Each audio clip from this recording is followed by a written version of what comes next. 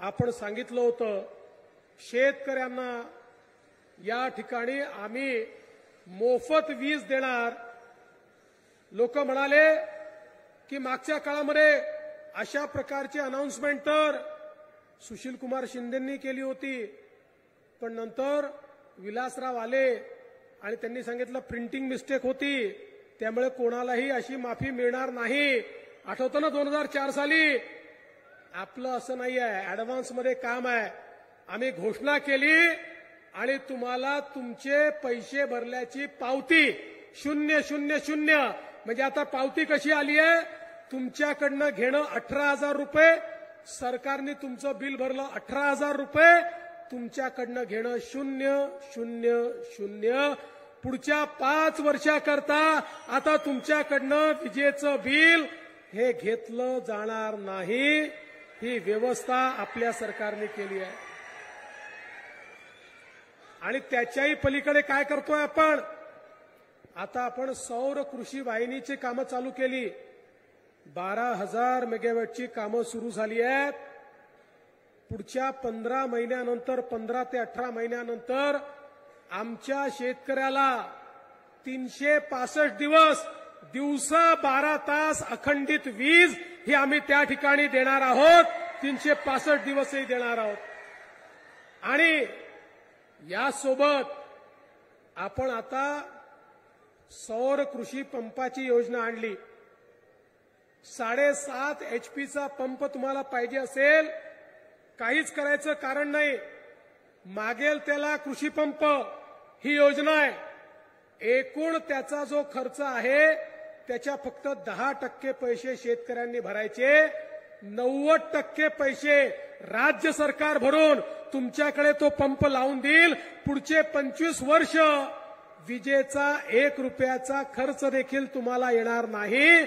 आणि जर तुम्ही वापरल्यापेक्षा जास्त वीज तुम्ही तयार केली तर ती वीज आम्ही खरेदी देखील करू आणि त्याचे पैसे तुम्हाला वेगळे देऊ।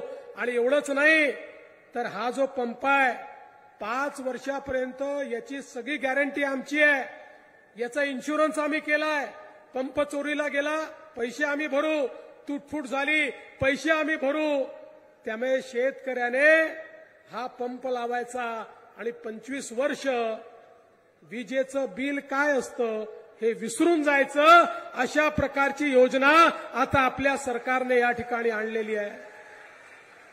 शेतकऱ्यांकरता काम करणारं आपलं सरकार आहे।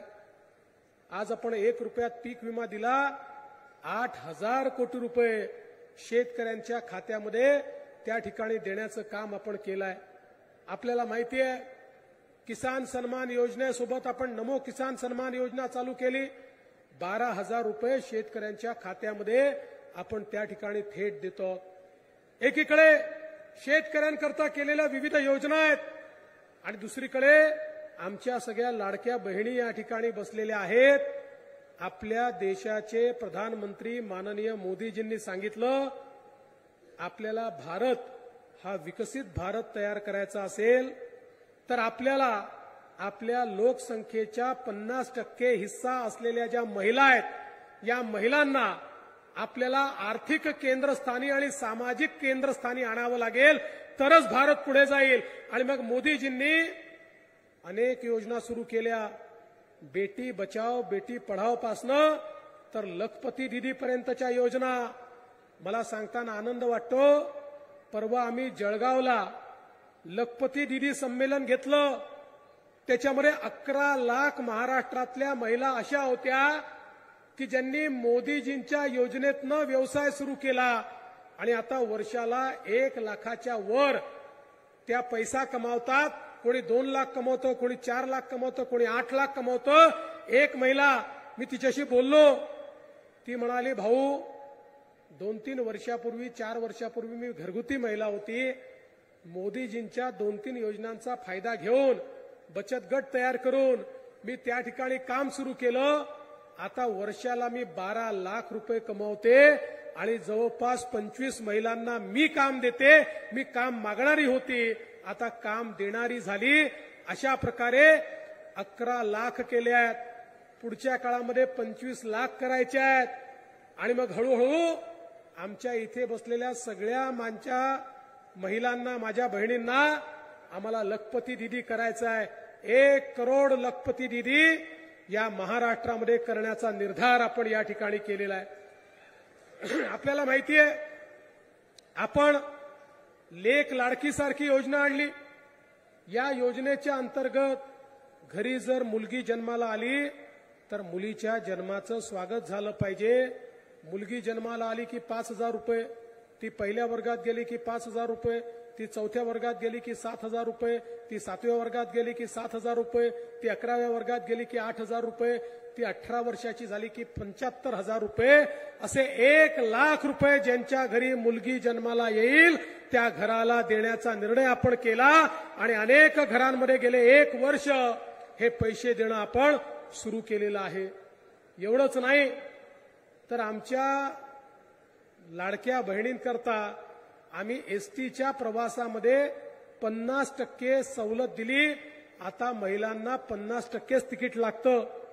ज्यावेळी हा निर्णय घेतला, एसटी विभागाचे लोक सगळे आमच्याकडे आले आणि येऊन त्या ठिकाणी म्हणाले, साहेब अशा प्रकारचा निर्णय करू नका, आमची एसटी डबघाईला येईल. आम्ही सांगितलं निर्णय घ्यावा लागेल. 1 महिन्यापूर्वी ते सगळे लोक आले, म्हणाले साहेब काय उत्तम निर्णय झाला. आम्ही म्हटलं अरे तुम्ही तर रडत होतात. म्हणाला नाही, इतक्या महिलांनी प्रवास चालू केला की आमची तोट्यात असलेली एसटी आता फायद्यामध्ये आली. ही ताकद आमच्या माता भगिनींची आहे. आता तर परिस्थिती अशी आहे, आमच्या बहिणी आमच्या भाऊजींना सांगतात तुम्ही घरी बसा. तुम्ही तालुक्याला किंवा जिल्ह्याला गेले तर पान तंबाखू खर्रा काय काय व्यसन करता, तिकीटे दुप्पट लागतं, खिशातले पैसे खर्च करून येता. आम्ही गेलो अर्ध्या तिकिटात जाऊन पैसे वापस घेऊन येतो. त्यामुळे आता तुम्ही घरी बसा, आता आम्ही जातो. अशा प्रकारे आमच्या बहिणींनी सांगणं सुरू केलं आहे. बरोबर आहे ना बहिणींनो?